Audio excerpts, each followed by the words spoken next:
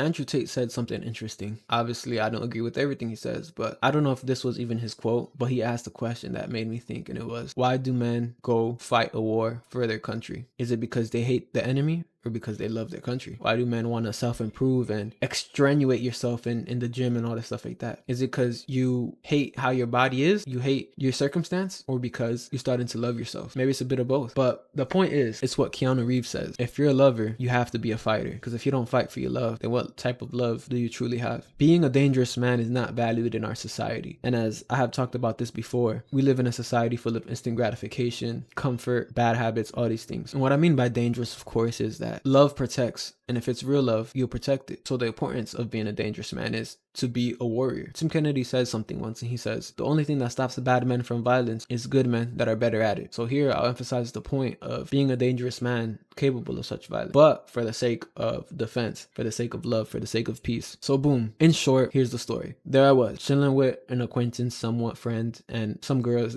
and one of them he was interested in, right? We're having a conversation. Essentially, it was like a shit test, ego testing, and he admits that I could beat him up. Like, nah, you'd beat me up. You'd beat mine, right? And it threw me off guard, especially because it was in front of like girls that he likes. And I just kind of deflected quickly, and I was like, nah, man, I would never do that. You're a good person, I'm a good person, right? And then I started to think later on, and I was like, what if that person was his girlfriend? Him openly, because obviously he was right. He wasn't wrong. And I'm not saying this like being cocky, like he wasn't wrong. And he wasn't an ugly guy. He just needed to self-improve a little bit. It sounds bad, but it made me think, right? What if I was a bad man with bad intentions and that girl was his girlfriend? And my intention is to take it from him. Obviously not in a violent way, not in a bad way, but maybe I'm disrespecting him or something like that. I have bad intentions, of course. I'm a bad guy. He wouldn't be able to stop me. And it sounds bad, but that's just the truth. That's the reality that often people don't want to think about, don't want to talk about, they want to overlook. Some people probably think, why would you say that? I say, that's so wrong. That's so bad for you to even think like that. But it's stuff that happens, and it's stuff that you must be prepared for if you're a good man, if you have a love worth fighting for. So the point of the story is, don't be like this man. If you're a good man,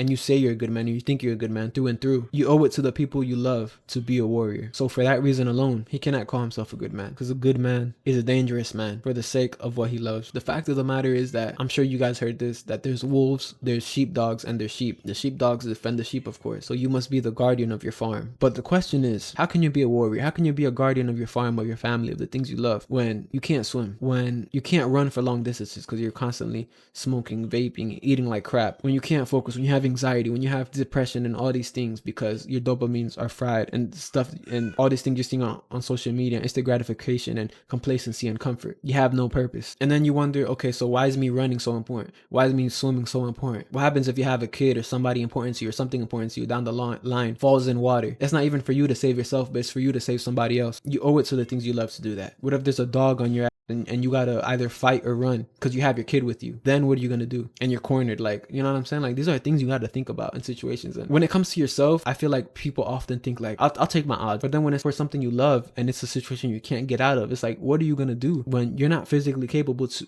or prepared for that situation? Because like I said, the fact of the matter is that there's wolves, whether real or people with bad intentions or bad situations. If you are not capable of exerting yourself to such lengths for the things you love, how can you call yourself good? So I have this thing in my notes, and it's a guideline for you to where to start if you want to be the guard dog, the sheepdog, the warrior, the fighter. And it's simply this: to be in shape and have a good physique is just enough to scare away the cowards, and for you to be in shape enough to run. To learn to fight is just enough for you to survive or beat an unskilled opponent. For you to commit to that art of fighting is enough for you to fight off a skilled opponent. For you to learn to use a weapon practical to the times effectively is enough to possibly survive a life-changing threat. To master this makes you a warrior and can then be worthy of calling yourself a sheepdog, a protector, a true warrior. The path of the warrior is the path of a lover. And as a man, it is a constant reason for you to sharpen your sword, like how I always say. Practice getting in shape. Practice being better. Practice being able to run longer distance. Learning how to swim. Learning how to fight. Learning how to use weapons practical to your times legally. Because one day it might save you, somebody you love, life. And if you want to be a man capable of such things and you need a place to start, I got my personal workout PDF in the link in the description below. It costs just a Chipotle bowl or double meat Chipotle bowl. And that's pretty much it, man. Mad love. Like, subscribe, share, all that good stuff. If you messed with the video, show some love. And yeah, man, be a warrior. Peace.